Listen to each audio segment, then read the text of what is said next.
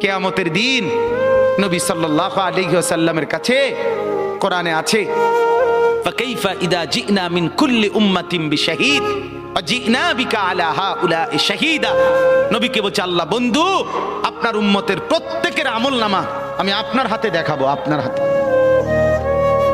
আপনার সামনে পেশ করব, আপনি দেখে কথা বলবেন আমার কাছে।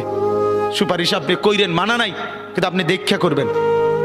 রাসূলুল্লাহ সাল্লাল্লাহু আলাইহি ওয়াসাল্লাম যদি হাসরের ময়দানে